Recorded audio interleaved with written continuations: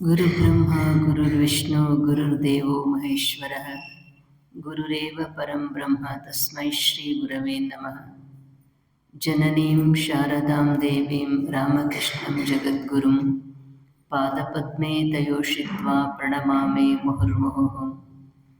नमः श्रीयतिराजाय विवेकानन्दसूरये सच्चित्सुखस्वरूपाय स्वामिने तापहारिणे। ಎಲ್ಲ ಪೂಜ್ಯ ಮಾತಾಜಿಯವರಿಗೆ ಶ್ರೀರಾಮಕೃಷ್ಣ ಸ್ಮರಣೆಗಳು ಹಾಗೂ ಆತ್ಮೀಯ ಭಕ್ತವೃಂದದವರೇ, ಚಳ್ಳಕೆರೆಗೆ ನಾವೇನು ಹೊಸಬ್ರಲ್ಲ, ನಿಮಗೂ ಕೂಡ ನಾವೇನು ಹೊಸಬ್ರಲ್ಲ.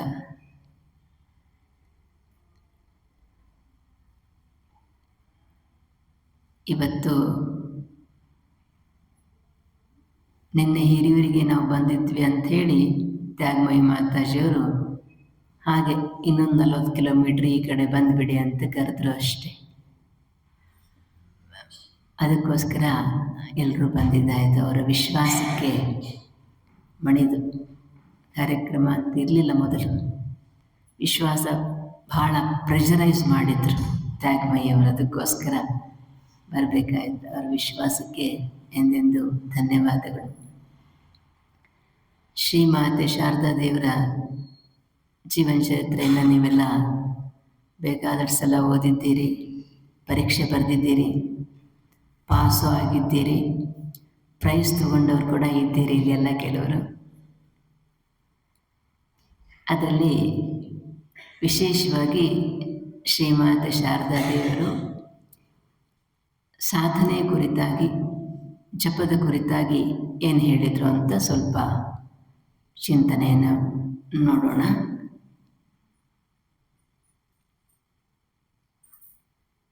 ಶ್ರೀಮಾತೆ ಶಾರದಾ ದೇವಿಯವರನ್ನು ಒಬ್ಬ ಶಿಷ್ಯ ಕೇಳ್ತಾನೆ, ಅಮ್ಮ, ಗುರುಗಳಿಂದ ಪ್ರಣವ ಬೀಜ ಸಹಿತ ಮಂತ್ರವನ್ನು ತೆಗೆದುಕೊಳ್ಳುವ ಬದಲು ಸುಮ್ಮನೆ ಕಾಳಿ ಕಾಳಿ ಅಂದರೆ ಆಗೋದಿಲ್ವಾ? ಕೃಷ್ಣ ಕೃಷ್ಣ ಅಂದರೆ ಆಗೋದಿಲ್ವಾ? ಇಷ್ಟ ದೇವರ ಹೆಸರು ಅಷ್ಟನ್ನು ಹೇಳಿದರೆ ಆಗೋದಿಲ್ವಾ? ಅದಕ್ಕೆ ಶ್ರೀಮಾತೆಯವರು ಹೇಳ್ತಾರ, ಇಲ್ಲಪ್ಪ, ಹೇಳಿದರೆ ಆಗುತ್ತೆ, ಆದರೆ ಗುರುವಿನ ಮೂಲಕ ಬಂದಾಗ ಅದು ಹೆಚ್ಚು ಫಲಕಾರಿಯಾಗತ್ತೆ. ಮತ್ತು ಗುರು ನಮಗೆ ಬೇಕಾಗ್ತಾನೆ ಮಧ್ಯವರ್ತಿಯಾಗಿ ಅಂತ ಶ್ರೀರಾಮಕೃಷ್ಣರು ಹೇಳ್ತಾರೆ. ಗುರು ಭಗವಂತನಿಗೆ ನಮಗೆ ಮಧ್ಯವರ್ತಿ ಕೆಲಸ ಮಾಡ್ತಾನೆ ಅಂತ, ದಲ್ಲಾಳಿ ಕೆಲಸ ಮಾಡ್ತಾನೆ, ಮೀಡಿಯೇಟ್ರ್ ಕೆಲಸ ಮಾಡ್ತಾನೆ. ಆಮೇಲೆ ಸ್ವಲ್ಪ ರೆಫರೆನ್ಸ್ ಕೊಡ್ತಾನೆ ನಮಗೆ, ಇದು ನಮ್ಮ ಕಡೆ ಸ್ವಲ್ಪ ನೋಡ್ಕೊಳಪ್ಪ ಅಂತ. ಬೇಕಲ್ಲ ನಮ್ಗೆ ಹಾಗೆ ಹೇಳೋರು, ಇಲ್ಲಿದ್ರೆ ಕಷ್ಟ ಆಗುತ್ತೆ ನೇರವಾಗಿ ನಾವೇ ಅಪ್ರೋಚ್ ಮಾಡೋದಕ್ಕೆ. ಅದಕ್ಕೆ ಬೇಕು ಅಂತ ಹೇಳ್ತಾರೆ. ಹಾಗಿದ್ರೆ ಆ ಗುರು ಏನು ಮಾಡ್ತಾನೆ ಅಂತ. ಮಂತ್ರ ದೀಕ್ಷೆ ತೆಗೆದುಕೊಂಡು ಕೂಡ ಬಹಳ ಜನ ಇದ್ದೀರಿ ಇಲ್ಲಿ. ನಮ್ಮ ರಾಮಕೃಷ್ಣ ಮಹಾಸಂಘದ ಗುರುಗಳಿಂದ ದೀಕ್ಷೆ ತೆಗೆದುಕೊಂಡವರು ಇರಬಹುದು, ಬೇರೆ ಗುರುಗಳಿಂದ ದೀಕ್ಷೆ ತೆಗೆದುಕೊಂಡವರು, ಬೇರೆ ಮಂತ್ರ ಜಪ ಸಾಧನೆ ಮಾಡುವವರು ಇರಬಹುದು. ಗುರುಗಳು ಯಾರಾದರೂ ಆಗಲಿ, ಮಂತ್ರ ಯಾವುದಾದರೂ ಆಗಲಿ, ಉದ್ದೇಶ ಒಂದೇ ಎಲ್ರದ್ದು. ಅದಕ್ಕೋಸ್ಕರ ಶ್ರೀಮಾತೆ ಶಾರದಾ ದೇವರು ಹೇಳ್ತಾರೆ, ಏನು ಹಾಗಿದ್ರೆ ಅದು ಮಂತ್ರ ಅಂದರೆ ಏನು, ದೀಕ್ಷೆ ಅಂದರೆ ಏನು, ಗುರು ಏನು ಮಾಡ್ತಾನೆ ನಿಜವಾಗಿ, ದೀಕ್ಷೆ ಕೊಡುವುದರ ಮೂಲಕ ಗುರು ಶಿಷ್ಯರ ಸಂಬಂಧ ಹೇಗೆ ಏರ್ಪಡುತ್ತೆ, ಅಲ್ಲಿ ಗುರುವಿನ ಪಾತ್ರ ಎಷ್ಟು ಮಹತ್ವಪೂರ್ಣವಾದದ್ದು ಅಂತ. ದೀಕ್ಷೆ, ದಿ ಅಂದರೆ ಕೊಡುವುದು, ಜ್ಞಾನಂ ದೀಯತೆ ಜ್ಞಾನಂ, ಜ್ಞಾನವನ್ನು ಕೊಡುವವನು ಅಂತ, ಕೊಡುವುದು ಅಂತ ದಿ ಅಂದರೆ. ಕ್ಷ ಅಂದರೆ ಕ್ಷೀಯಂತೆ ಪಶುವಾಸನ, ಮನುಷ್ಯನಲ್ಲಿರುವ ಪಾಶವಿ ಪ್ರವೃತ್ತಿಗಳನ್ನು ಹೋಗಲಾಡಿಸುವುದು ಅಂತ. ಅದಕ್ಕೋಸ್ಕರ ದೀಕ್ಷೆ ಜ್ಞಾನವನ್ನು ಕೊಟ್ಟು ಪಶು ಪ್ರವೃತ್ತಿಯನ್ನು ಹೋಗಲಾಡಿಸುವಂಥದ್ದು. ಸ್ವಾಮಿ ವಿವೇಕಾನಂದರು ಧರ್ಮಕ್ಕೆ ವ್ಯಾಖ್ಯಾನವನ್ನು ಕೊಡುತ್ತಾ ಹೇಳ್ತಾರೆ, ಮನುಷ್ಯ ತನ್ನೊಳಗಿರುವ ಪಾಶವಿ ಪ್ರವೃತ್ತಿಯನ್ನು, ಹ್ಯೂಮನ್ ಕಾಮನ್ ಇನ್ಸ್ಟಿಂಕ್ಟ್ಸ್ ಅಂತಲ್ಲ, ಆ್ಯನಿಮಲ್ ಇನ್ಸ್ಟಿಂಕ್ಟ್ಸ್, ಅದನ್ನೆಲ್ಲ ಹೋಗಲಾಡಿಸಿಕೊಂಡು ಮೊದಲು ಮಾನವತ್ವಕ್ಕೆ ಏರಬೇಕು, ತನ್ಮೂಲಕ ದೈವತ್ವಕ್ಕೆ ಪಯಣ. ಆ ಪಶುತ್ವದಿಂದ ಮಾನವತ್ವ ದೈವತ್ವಕ್ಕೆ ಹೋಗಬೇಕಾದ್ರೆ ನಮಗೆ ಗುರು ಮತ್ತು ಮಂತ್ರ ಎರಡೂ ತುಂಬ ಸಹಾಯ ಮಾಡುತ್ತೆ ಅಂತ. ಮಂತ್ರ ಅಂದರೆ ಏನು ಆಗಿದ್ರೆ? ಮಂತ್ರ ಅಂದರೆ ಮನನಾತ್ ತಾಯತೆ ಇತಿ ಮಂತ್ರ ತ್ರಾಯತೆ. ಯಾವುದನ್ನು ನಾವು ಮನನ ಮಾಡುವುದರ ಮೂಲಕ ಮತ್ತೆ ಮತ್ತೆ ರಿಪೀಟ್ ಅಭ್ಯಾಸ ಮಾಡುವುದರ ಮೂಲಕ ನಮ್ಮನ್ನು ಭವಸಾಗರದಿಂದ ಪಾರು ಮಾಡುತ್ತದೆಯೋ ಅದು ಮಂತ್ರ. ಯಾವುದು ನಮ್ಮನ್ನು ಪಾರು ಮಾಡುತ್ತೋ, ದಾಟಿಸುತ್ತೋ, ಭವಸಾಗರವನ್ನು ದಾಟಿಸೋದು, ತರಬಿಸುವುದು ಅಂತ ಹೇಳಿದ್ರೆ. ಯಾಕೆ ಗುರು ಬೇಕಾಗ್ತಾನೆ? ಸತರತಿ ಸತರತಿ ಸ ಲೋಕಾನ್ ತಾರಯತಿ ಅಂತ. ಅವನು ತಾನು ದಾಟಿರ್ತಾನೆ, ಅದಕ್ಕೋಸ್ಕರ ಬೇರೆಯವನ್ನ ದಾಟಿಸೋದಕ್ಕೆ ಅವನಿಗೆ ಸಾಮರ್ಥ್ಯ ಇರುತ್ತೆ. ನಾವಿಕ ಇದ್ದ ಹಾಗೆ ದೋಣಿಯಲ್ಲಿ ಈ ದಡದಿಂದ ಆ ದಡದಿಂದ ಹೋಗಿ ಬರೋದು ಅವನಿಗೆ ಚೆನ್ನಾಗಿ ಗೊತ್ತಿರುತ್ತೆ. 10 ಜನರನ್ನ 100 ಜನರನ್ನ ದೋಣಿ ಎಷ್ಟು ದೊಡ್ಡದಿರುತ್ತೋ ಅಷ್ಟು ಜನರನ್ನ ಅವನು ದಾಟಿಸಬಲ್ಲ. ಶ್ರೀರಾಮಕೃಷ್ಣ ಹೇಳ್ತಾರೆ, ನಾರದ ಶುಕದೇವಾದಿಗಳು ಆ ರೀತಿಯಲ್ಲಿ ದೊಡ್ಡ ನಾವಿಕರಿದ್ದಾಗಿ ಈಗ ದಡದಿಂದ ಆ ದಡಕ್ಕೆ ನಮ್ಮನ್ನು ಕರ್ಕೊಂಡು ಹೋಗಬಲ್ಲರು ಅಂತ ಹೇಳ್ತಾರೆ ಶ್ರೀರಾಮಕೃಷ್ಣ. ಹಾಗೆ ಮಾಡುವ ಶಕ್ತಿ ಮಂತ್ರಕ್ಕೆ ಇದೆ. ಆ ಮಂತ್ರವನ್ನು ಕೊಡುವುದರ ಮೂಲಕ ಶ್ರೀಮಾತೆಯವರು ಹೇಳ್ತಾರೆ, ಮಂತ್ರವನ್ನು ಗುರು ಕೊಡುವುದರ ಮೂಲಕ ಶಿಷ್ಯನ ಪಾಪವನ್ನು ಗುರು ಸ್ವೀಕಾರ ಮಾಡ್ತಾನೆ. ಗುರುವಿನ ಶಕ್ತಿ ಶಿಷ್ಯನಿಗೆ ಹರಿದು ಬರುತ್ತೆ. ಇಲ್ಲಿದ್ರೆ ಎಷ್ಟು ಜನ್ಮಗಳಿಂದ ಕರ್ಮ ಮಾಡಿ ಮಾಡಿ ಮಾಡಿ ಮಾಡಿ ಎಷ್ಟೊಂದು ಪ್ರಾರಬ್ಧವನ್ನು ನಾವು ಕಟ್ಟಿಕೊಂಡು ಬಂದಿದ್ದೇವೋ ಯಾರಿಗೂ ಗೊತ್ತಿಲ್ಲ. ನನಗೂ ಕೂಡ ಗೊತ್ತಿಲ್ಲ. ಒಳ್ಳೆಯದು ಎಷ್ಟಿದೆಯೋ ಕೆಟ್ಟದ್ದು ಎಷ್ಟಿದೆಯೋ. ಈ ಜನ್ಮದಲ್ಲಿ ನಾವು ಮಂತ್ರವನ್ನು ಪಡೆದುಕೊಂಡು ಇದೇ ಜನ್ಮದಲ್ಲಿ ಏನೋ ಬೆಳಿಗ್ಗೆ 108 ಸಂಜೆ 108 ಅಷ್ಟು ಜಪ ಮಾಡಿಬಿಟ್ರೆ ನಾವು ಗುರಿಯನ್ನು ಸೇರಬಲ್ಲೆವೇ?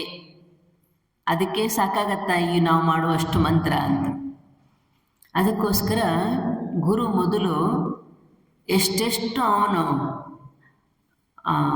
ಸ್ಪಾಂಜ್ ನೀರು ಹಿರ್ಕೊಳ್ಳುತ್ತಲ್ಲ ಆ ರೀತಿಯಲ್ಲಿ ದೀಕ್ಷೆ ಕೊಡುವುದರ ಮೂಲಕವೇ ಕೃಪಾ ಮಾತ್ರದಿಂದ, ಇಚ್ಛಾ ಮಾತ್ರದಿಂದ ನಮ್ಮ ಸಾಕಷ್ಟು ಪಾಪಗಳನ್ನು ಅವನು ಹಿರ್ಕೊಳ್ತಾನೆ. ಶ್ರೀಮಾತೆಯವರು ಮತ್ತೆ ಮತ್ತೆ ಹೇಳ್ತಾರೆ, ಅಷ್ಟೊಂದು ಜನರಿಗೆ ದೀಕ್ಷೆ ಕೊಟ್ಟದ್ರಿಂದಾನೇ ಮತ್ತೆ ನನಗಿಷ್ಟು ಕಾಯಿಲೆ ಬರ್ತಾ ಇರೋದು ಅಂತ.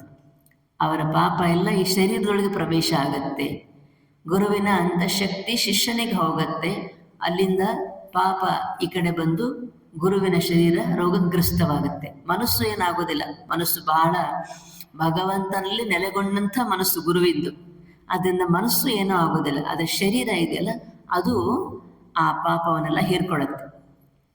ಶ್ರೀರಾಮಕೃಷ್ಣರ ಜೀವನ ಚರಿತ್ರೆಯಲ್ಲಿ ನಾವು ನೋಡ್ತೇವೆ, ಶ್ರೀಮಾತೆಯವರ ಜೀವನ ಚರಿತ್ರೆ, ದಕ್ಷಿಣೇಶ್ವರ ಕಾಳಿ ದೇವಸ್ಥಾನದ ಕಟ್ಟಿಸಿದಂಥ ರಾಸಮಣಿ ಅಳಿಯ ಮಥುರಾನಾಥ ವಿಶ್ವಾಸನ ಹೆಂಡತಿ ಜಗದಂಬಾ ದಾಸಿ ತುಂಬ ತೀವ್ರ ಆಮಶಂಕೆಗೆ ಒಳಗಾಗಿ ಎಲ್ಲ ಡಾಕ್ಟರ್ಗಳು ಕೈ ಬಿಟ್ಟಾಗ ಮಥುರಾನಾಥ ಬರ್ತಾನೆ ಶ್ರೀರಾಮಕೃಷ್ಣ ಹತ್ರ. ಅಪ್ಪ ನೀವೇ ಕಾಪಾಡಬೇಕು, ಹೊಟ್ಟೋಗ್ತಾಳೆ ಅವಳು, ಹೊರಟೋಗ್ಬಿಟ್ಟೆ ಮತ್ತು ನಾನು ನಿಮ್ಗೆ ಸೇವೆ ಮಾಡ್ಲಿಕ್ಕೆ ಆಗೋದಿಲ್ಲ ಅಂತ. ಶ್ರೀರಾಮಕೃಷ್ಣರು ಭಾವಸ್ಥರಾಗಿ ಹೇಳ್ತಾರೆ, ಏನು ಯೋಚನೆ ಮಾಡಬೇಡ, ಹೋಗು ಅಂತ. ಆಮೇಲೆ ಶ್ರೀರಾಮಕೃಷ್ಣರು ಅವರ ಜೊತೆಗಿದ್ದವರು ಅದನ್ನು ಹೇಳ್ತಾರೆ. ಆ ಜಗದಂಬಾ ದಾಸಿಯ ಆಮಶಂಕೆಯನ್ನು ಶ್ರೀರಾಮಕೃಷ್ಣ ತಮ್ಮ ಮೇಲೆ ತೆಗೆದುಕೊಂಡು 6 ತಿಂಗಳು ಸಫರ್ ಆದರು ಅಂತ ಶ್ರೀರಾಮಕೃಷ್ಣ. ಅವಳು ಆರಾಮಾದ್ಲು, ಇವ್ರ ಶರೀರಕ್ಕೆ 6 ತಿಂಗಳು. ಅದಕ್ಕಿಂತ ಮೊದಲು ಶ್ರೀರಾಮಕೃಷ್ಣ 6 ತಿಂಗಳು 1 ವರ್ಷ ಕಾಲ ತೋತಾಪುರಿಯಿಂದ ಅದ್ವೈತ ಸಾಧನೆ ಮಾಡಿ ಆ ಅದ್ವೈತ ನೆಲೆಯಲ್ಲೇ ನಿಂತ್ಕೊಂಡಿದ್ರು. ಅವರಿಗೆ ಕೆಳಗೆ ಬರೋದಕ್ಕೆ ಒಂದು ಮಾರ್ಗ ಬೇಕಾಗಿತ್ತು. ಸೊ ಅದನ್ನು ತೆಗೆದುಕೊಂಡ್ರು ತಮ್ಮ ಶರೀರದ ಮೇಲೆ. ಹಾಗೆ ಗುರು ತನ್ನ ಶಿಷ್ಯನ ಪಾಪಗಳನ್ನೆಲ್ಲ ಸ್ವೀಕಾರ ಮಾಡುವುದರ ಮೂಲಕ ನಮ್ಮ ಪಾಪದ ಭಾರ ಕಡಿಮೆ ಆಗತ್ತೆ. ಭಾರ ಕಡಿಮೆ ಆದಾಗ ನಾವು ಸ್ವಲ್ಪ we feel relaxed, light hearted ಆಗ್ತೇವೆ. ಅವಾಗ ನಮಗೆ ಸ್ವಲ್ಪನಾದರೂ ಜಪ ಮಾಡೋದಕ್ಕೆ ಮನಸ್ಸು ಬರುತ್ತೆ. ಅಥವಾ ಜಪ ಮಾಡಿದಾಗ ನಮಗೆ ರುಚಿ ಸಿಗೋದಕ್ಕೆ ಶುರುವಾಗುತ್ತೆ, ಮಾಡಬಹುದು ಅಂತ ಒಂದು ಆತ್ಮವಿಶ್ವಾಸ ಬರುತ್ತೆ. ಸ್ವಲ್ಪ ಪರವಾಗಿಲ್ಲ, ಮಾಡಿದ್ದಕ್ಕೆ ಸ್ವಲ್ಪ ಶಾಂತಿ ಇದೆಯಪ್ಪ ಮನಸ್ಸಿಗೆ, ಸ್ವಲ್ಪ ಮನೆಯಲ್ಲೂ ನೆಮ್ಮದಿ ಇದೆ, ಚೆನ್ನಾಗಿ ಇದೆ, ಅದರಿಂದ ಮಾಡ್ಬೋದು. ಯಾಕಂದರೆ ಭಾರ ಕಡಿಮೆ ಆಗುತ್ತೆ, ಕಡಿಮೆ ಮಾಡುತ್ತಾನೆ ಗುರು ಅಂತ. ಅದಕ್ಕೋಸ್ಕರ ಗುರು ಬೇಕಾಗ್ತಾನೆ. ಗುರುವಿಗೆ ಗುರುಗೀತೆಯಲ್ಲಿ ಕೂಡ ಹೇಳಿದ್ದಾರೆ, ಅವನು ಗು ಅಂದರೆ ಕತ್ತಲೆ, ರು ಅಂದರೆ ನಾಶ ಮಾಡುವನು. ಯಾರು ಕತ್ತಲೆಯನ್ನು, ಯಾವುದು ಕತ್ತಲೆ? ಹೊರಗಡೆಯ ಕತ್ತಲೆ ಅಲ್ಲ, ಮನಸ್ಸಿನೊಳಗೆ, ಬುದ್ಧಿಯೊಳಗೆ, ಶರೀರದೊಳಗೆ ಅಂಟಿರುವಂಥ ತಮೋಗುಣ ಏನಿದೆಯಲ್ಲ ಅದೇ ಕತ್ತಲೆ. ಅಜ್ಞಾನ ಇದೆಯಲ್ಲ, ಅವಿವೇಕ ಇದೆಯಲ್ಲ, ಆ ಕತ್ತಲೆಯನ್ನು ಈ ಮಂತ್ರ ದೀಕ್ಷೆಯನ್ನು ಕೊಡುವುದರ ಮೂಲಕ ಗುರು ಹೋಗಲಾಡಿಸಿ ಬೆಳಕನ್ನು ತರ್ತಾನೆ. ಜ್ಯೋತಿರ ಜ್ಯೋತಿ ಉಜಲ ಹೃದಯ ಕಂದರ ಅಂತ ನಾವು ದಿನ ಖಂಡನದಲ್ಲಿ ಹೇಳ್ತೇವೆ. ಜ್ಯೋತಿಗಳಿಗೂ ಜ್ಯೋತಿ ಬೆಳಗುತ್ತಿದೆ, ಪರಂಜ್ಯೋತಿ ಬೆಳಗುತ್ತಿದೆ, ಸಾತಿಶಯದ ನಿರುಪಾಧಿಕ ಜ್ಯೋತಿ. ಎಲ್ಲ ಉಪಾಧಿಗಳನ್ನು ಮೀರಿದಂಥ ನಿರುಪಾಧಿಕ ಜ್ಯೋತಿ ಎಲ್ಲಿದೆ? ನಮ್ಮ ಹೃದಯದಲ್ಲಿಯೇ ಇದೆ. ಆ ರಾಮಕೃಷ್ಣರು ಕೂಡ ನಮ್ಮಲ್ಲಿ ಜ್ಯೋತಿರ ಜ್ಯೋತಿ ಉಜಲ ಹೃದಯ ಕಂದರ, ಹೃದಯ ಗುಹೆಯಲ್ಲಿ ಜ್ಯೋತಿಗೂ ಜ್ಯೋತಿ, ಆತ್ಮಜ್ಯೋತಿಯ ರೂಪದಲ್ಲಿ ಬೆಳಗ್ತಾ ಇದ್ದಾರೆ. ಹಾಗೆ ಬೆಳಗುವುದರ ಮೂಲಕ ನಮ್ಮ ಶರೀರ, ಮನಸ್ಸು, ಬುದ್ಧಿಗಳಿಗೆ ಅಂಟಿಕೊಂಡಿರುವ ತಮೋಗುಣವನ್ನು ನಾಶ ಮಾಡ್ತಾನೆ ಗುರು. ಹಾಗೆ ನಮಗೆ ಒಂದು ಸ್ವಲ್ಪ ಬುದ್ಧಿ ಸರಿಯಾಗಿ ಆಲೋಚನೆ ಮಾಡೋ ಸಾಮರ್ಥ್ಯವನ್ನು ಪಡ್ಕೊಳ್ಳುತ್ತೆ. ಮನಸ್ಸು, ಹೃದಯ ಸರಿಯಾದ ರೀತಿಯಲ್ಲಿ ಯೋಚನೆ ಮಾಡುತ್ತೆ, ಚಿಂತನೆ ಮಾಡುತ್ತೆ. ಶರೀರ ತಮಸ್ಸನ್ನು ಬಿಟ್ಟು ಸಾಧನೆ ಕೂತ್ಕೊಳ್ಳೋದಕ್ಕೆ ಮನಸ್ಸು ಮಾಡುತ್ತೆ. ಅವೆಲ್ಲ ಬಿಗಿನಿಂಗಲ್ಲಿ ಪ್ರಾರಂಭ ಆಗುತ್ತೆ ದೀಕ್ಷೆ ತೆಗೆದುಕೊಂಡ ತಕ್ಷಣ. ಮತ್ತು ಅಲ್ಲಿ ನಾವು ಗುರುವಿನಲ್ಲಿಡುವಂಥ ಶ್ರದ್ಧೆ ಕೂಡ ತುಂಬ ಇಂಪಾರ್ಟೆಂಟ್ ಆಗುತ್ತೆ. ಗುರುವಿನಲ್ಲಿ ನಮಗೆ ಶ್ರದ್ಧೆ ಇಲ್ಲದೆ ಇದ್ದರೆ ಜಪ ಮಾಡಲಿಕ್ಕೆ ಆಗೋದಿಲ್ಲ. ಮಂತ್ರದಲ್ಲಿ ಶ್ರದ್ಧೆ ಇಲ್ಲದೆ ಇದ್ದರೆ ಜಪ ಮಾಡಲಿಕ್ಕೆ ಆಗೋದಿಲ್ಲ. ತಂತ್ರಶಾಸ್ತ್ರದಲ್ಲಿ ಕುಲಾರ್ಣವ ತಂತ್ರ ಅಂತ ಒಂದು ತಂತ್ರ, ಅಲ್ಲಿ ಹೇಳ್ತಾರಂತೆ, ಗುರುವನ್ನು ಯಾರು ಕೇವಲ ಒಬ್ಬ ಮಾನುಷ ಶರೀರ ಅಂತ ನೋಡ್ತಾರೋ, ಮಂತ್ರವನ್ನು ಕೇವಲ ಒಂದು ಶಬ್ದ ಅಂತ ತಿಳ್ಕೊಳ್ತಾರೋ, ಆಮೇಲೆ ಭಗವಂತನ ವಿಗ್ರಹವನ್ನು ಹೇಗೆ ಒಂದು ಕೇವಲ ಲೋಹ ಅಥವಾ ಕಲ್ಲು ಅಂತ ತಿಳಿದುಕೊಂಡವರಿಗೆ ನರಕವೇ ಪ್ರಾಪ್ತಿಯಾಗುತ್ತೆ. ಶ್ರೀರಾಮಕೃಷ್ಣರು, ಶ್ರೀಮಾತೆ ಎಲ್ಲರೂ ಹೇಳಿದ್ದಾರೆ, ಎಲ್ಲ ಆಧ್ಯಾತ್ಮಿಕ ಗುರುಗಳು ಹೇಳಿದ್ದಾರೆ, ಗುರು ಅವನು ಸಾಕ್ಷಾತ್ ನಿಮ್ಮ ಇಷ್ಟ ದೇವರೇ. ಎಂದೆಂದೂ ಕೂಡ ಗುರುವನ್ನು ನಾವು ಸ್ಥೂಲವಾಗಿ ನೋಡಬಾರ್ದು. ಹೊರಗಿನ ಲೌಕಿಕ ದೃಷ್ಟಿಯಿಂದ ಶಾರೀರಿಕವಾಗಿ ಗುರುವನ್ನು ನೋಡಬಾರ್ದು ನಾವು. ಅವನು ಸಾಕ್ಷಾತ್ ದೇವರೇ ಅಂತ ನೋಡಿದರೆ ಮಾತ್ರ ನಮಗೆ ಆ ಶ್ರದ್ಧೆ ಬೆಳೆಯೋದಕ್ಕೆ ಸಾಧ್ಯ ಆಗುತ್ತೆ.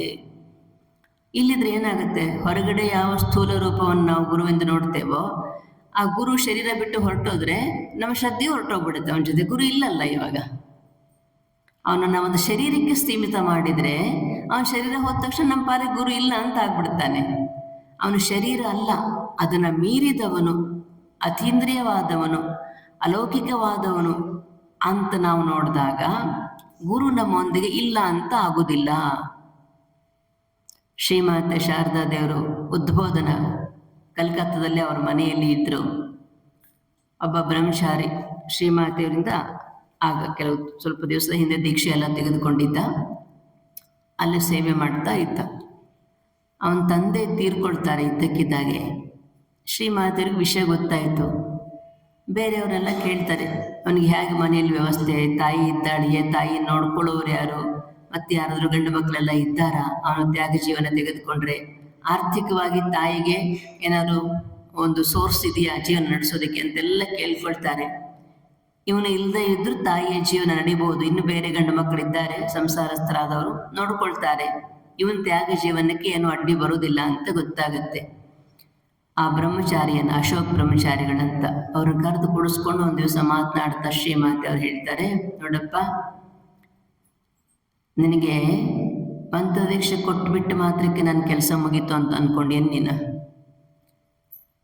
ಈಗ ನೋಡು, ನಿನ್ನ ತಂದೆ ತೀರ್ಕೊಂಡ್ರು, ನನಗೆ ಎಷ್ಟು ಯೋಚನೆ ಆಗಿದೆ, ಹೇಗೆ ನಿಂದು ಜೀವನ ಆಗಿದ್ರೆ ಮುಂದುವರಿಯುತ್ತೆ, ನಿನ್ನ ಆಧ್ಯಾತ್ಮಿಕ ಜೀವನದಲ್ಲಿ ಮುಂದುವರಿಯೋದಕ್ಕೆ ಅದು ಏನಾದರೂ ಅಡ್ಡ ಬರುತ್ತಾ, ತಾಯಿ ನೋಡಿಕೊಳ್ಬೇಕಾದಂಥ ಪರಿಸ್ಥಿತಿ ಏನಾದರೂ ನಿನಗೆ ಬರುತ್ತಾ, ಆರ್ಥಿಕವಾಗಿ ನೀನು ದುಡಿದು ತಾಯಿಯನ್ನು ಸಾಕಬೇಕಾಗಿ ಬರುತ್ತಾ, ಅದೆಲ್ಲ ಯೋಚನೆ ಮಾಡ್ತಾ ಇದ್ದೇನೆ. ಶ್ರೀರಾಮಕೃಷ್ಣ ಕೃಪೆಯಿಂದ ಅದ್ಯಾವುದು ನಿನಗೆ ಇಲ್ಲ, ಕಷ್ಟಗಳ ದೋಷಗಳಿಲ್ಲ. ಆದ್ದರಿಂದ ನೀನು ಮುಂದುವರಿಬಹುದು. ನಾನು ಯಾಕೆ ನಿನ್ನ ಹತ್ರ ಇಷ್ಟೊಂದು ಕೂತ್ಕೊಂಡು ಮಾತಾಡ್ತಾ ಇದ್ದೇನೆ ಅಂದರೆ ನಿನ್ನ ಮನಸ್ಸಿಗೆ ಸ್ವಲ್ಪ ಸಮಾಧಾನ ಆಗಲಿ ಅಂತ ಮಾತಾಡ್ತಾ ಇದ್ದೇನೆ. ಇದು ನಾನೇನು ಹೇಳ್ತಾ ಇದ್ದೀನಲ್ಲ ಅದೆಲ್ಲ ಮಾತು ನಿನ್ಗೆ ಅರ್ಥ ಆಗತ್ತಾ? ನಾವು ಒಂದ್ಸರಿ ದೀಕ್ಷೆ ಕೊಟ್ಟು ಬಿಟ್ಟು ಮಾತ್ರಕ್ಕೆ ನಮ್ಮ ಜವಾಬ್ದಾರಿ ಮುಗಿದೋಯ್ತು ಅಂದ್ಕೊಂಡಿದ್ದೀಯಾ ನೀನು ಗುರಿ ಸೇರುವವರೆಗೆ, ಅಂದರೆ ಭಗವಂತನನ್ನ ಸಾಕ್ಷಾತ್ಕಾರ ಮಾಡಿಕೊಳ್ಳುವವರೆಗೆ ನಾನು ನಿನ್ನ ಜೊತೆ ಇರಬೇಕಾಗತ್ತಪ್ಪ ಅಂತಾರೆ ಶ್ರೀಮಾತೆಯವರು. ನೀನು ಗುರಿ ಸೇರುವವರೆಗೆ.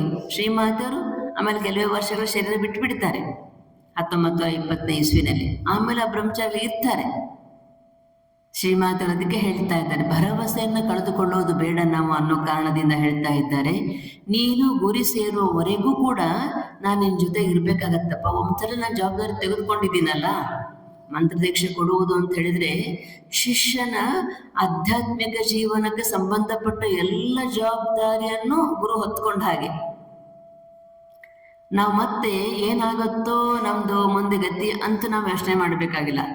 ಗುರುವಿನಲ್ಲಿ ಶ್ರದ್ಧೆಯನ್ನು ಒಂದು ಕಳೆದುಕೊಳ್ಳದೆ ಇದ್ರೆ, ಮಂತ್ರದಲ್ಲಿ ಇಷ್ಟದಲ್ಲಿ ಶ್ರದ್ಧೆಯನ್ನ ಇಟ್ಕೊಂಡಿದ್ರೆ ನಾವು ಮುಂದುವರಿಯೋದು ಖಂಡಿತ 100ಕ್ಕೆ 100 ಅಲ್ಲ, 100ಕ್ಕೆ 1000 ದೃಢವಾಗಿ ನಿಶ್ಚಯವಾಗಿ ಇರುತ್ತೆ. ಅದು ಗುರು ಇಲ್ಲ ಅಂತ ನಾವು ಯೋಚನೆ ಮಾಡ್ಬೇಕಾಗಿಲ್ಲ. ಯಾಕಂದ್ರೆ ಗುರು ಶರೀರಕ್ಕೆ ಸಂಬಂಧಪಟ್ಟವನಲ್ಲ. ಮತ್ತೆ ಜಗನ್ಮಾತೆ ಸಾಕ್ಷಾತ್ ಅವಳೇ ಬಂದು ಭರವಸೆಯನ್ನ ಹೇಳ್ತಾ ಇದ್ದಾಳೆ, ಏನಪ್ಪ ನಮ್ಮ ಜವಾಬ್ದಾರಿ ಮುಗಿದು ಹೋಗುತ್ತೆ ಅಂತ ಅನ್ಕೊಂಡಿದೀಯಾ, ನೀನು ಗುರಿ ಮುಟ್ಟುವವರೆಗೆ. ಹಾಗಿದ್ರೆ ನಾವು ಯೋಚನೆ ಮಾಡ್ತೇವೆ, ನಾವ್ಯಾರು ಶ್ರೀಮಾತೆಯವರು ನೋಡಲಿಲ್ಲ, ಶ್ರೀಮಾತೆಯವರಿಂದ ಮಂತ್ರದೀಕ್ಷೆಯನ್ನು ತೆಗೆದುಕೊಂಡಿಲ್ಲ. ಹಾಗಿದ್ರೆ ನಮ್ಮ ಗತಿ?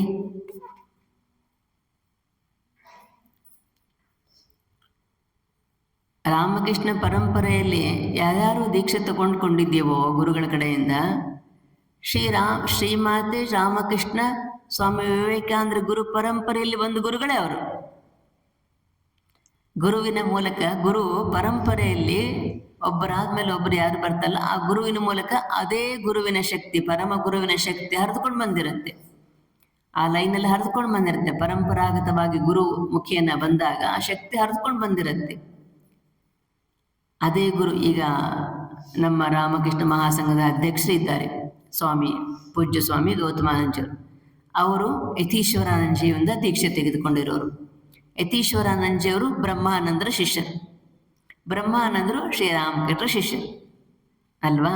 ಹಾಗೆ ಬೇರೆ ಬೇರೆ ಎಲ್ಲ ಗುರುಗಳು ಕೂಡ ಆ ಗುರು ಪರಂಪರೆ ಇದೆ, ಅದಕ್ಕೋಸ್ಕರ ಗುರುವನ್ನು ಹಿಡ್ಕೊಳ್ಬೇಕು ಅಂತಿದ್ದು. ಅಲ್ಲೊಂದು ಪರಂಪರೆ ಇದೆ, ಒಂದು ಕಂಟಿನ್ಯೂಸ್ ಲೈನ್ ಇರತ್ತಲ್ಲಿ, ಮಧ್ಯೆ ಮಧ್ಯೆ ಖಂಡ ತುಂಡಾಗೋದಿಲ್ಲ. ಅದೊಂದು ನಿರಂತರ ಪ್ರವಾಹದೋಪಾದಿಯಲ್ಲಿ, ಧಾರಿಯೋಪಾದಿಯಲ್ಲಿ ಹರಿದುಕೊಂಡು ಬರ್ತಾ ಇರುತ್ತೆ ಆ ಗುರು ಪರಂಪರೆ. ಅದಕ್ಕೆ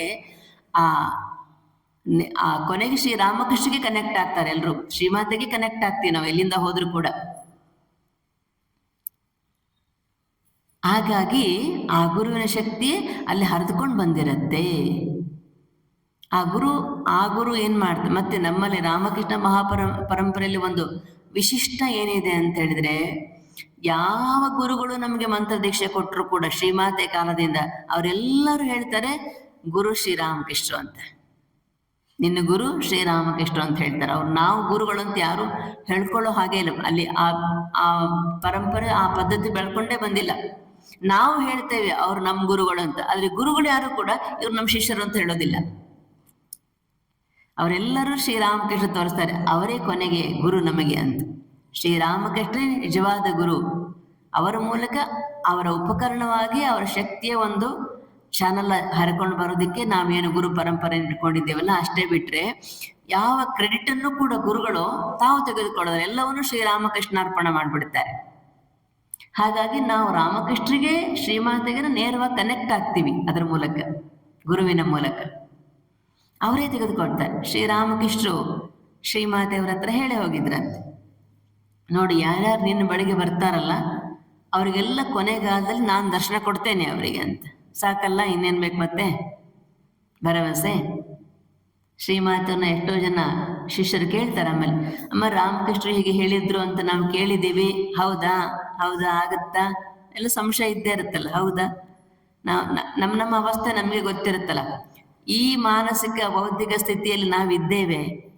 ನಾವು ಎಲ್ಲೋ ಮನಸ್ಸಿಟ್ಕೊಂಡು ಮಾಡು 108 ಜಪದಿಂದ ನಮ್ಗೆ ಮುಕ್ತಿ ಸಾಧ್ಯವಾ, ಈ ಜನ್ಮದಲ್ಲಿ ದಾಟಬಲ್ವಾ ಅಂತ ಭಯ ಸಂಶಯ ಹೇಳ್ತಾ ಇರ್ತಾರೆ. ಅದಕ್ಕೆ ಮತ್ತೆ ಮತ್ತೆ ಕೇಳ್ತಾ ಇರ್ತಾರೆ, ಅಮ್ಮ ರಾಮಕೃಷ್ಣ ಹೇಳಿದಾರಂತೆ ನಿಮ್ಮ ಬಳಿಗೆ ಬಂದವರಿಗೆ ಇದೇ ಕೊನೆಯ ಜನ್ಮ, ಶರೀರದಲ್ಲಿ ಇರುವಾಗ ದರ್ಶನ ಆಗದೆ ಇದ್ರು ಶ್ರೀರಾಮಕೃಷ್ಣದು, ಕೊನೆ ಗಳಿಗೆಯಲ್ಲಂತೂ ಶ್ರೀರಾಮಕೃಷ್ಣ ದರ್ಶನ ಕೊಟ್ಟೇ ಕೊಡ್ತೇನೆ ಅಂತ ಹೇಳಿದ್ದಾರೆ.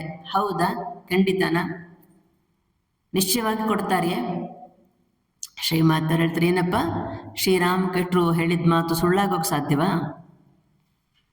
ಯಾರು ಶ್ರೀರಾಮಕೃಷ್ಣರು? ಸತ್ಯವೇ ಮೂರ್ತಿವೆತ್ತಂತೆ ಇದ್ದಂಥವ್ರು.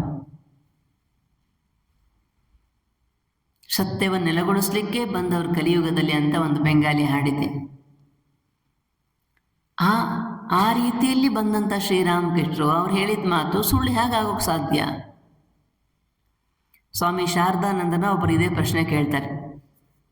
ಠಾಕೂರ್ ಹಾಗೆ ಹೇಳಿದ್ದಾರಂತೆ, ಮತ್ತೆ ನಾವು ಈಗಿರೋ ಸ್ಥಿತಿಯಲ್ಲಿ ನೋಡಿದ್ರೆ ಖಂಡಿತ ನಮಗೇನು ಈ ಜನ್ಮದಲ್ಲಿ ಮುಕ್ತಿ ಅಂತ ಅನಿಸೋದಿಲ್ಲ. ಎಷ್ಟೊಂದು ಇನ್ನೂ ಆಸೆಗಳಿದೆ ನಮಗೆ, ಅಹಂಕಾರ ಸ್ವಾರ್ಥಗಳು ತುಂಬಿಕೊಂಡಿದೆ. ಸಾಧ್ಯವೇ ಶ್ರೀರಾಮಕೃಷ್ಣ ನಮ್ಗೆ ದರ್ಶನ ಕೊಡೋದಕ್ಕೆ? ಡೌಟ್.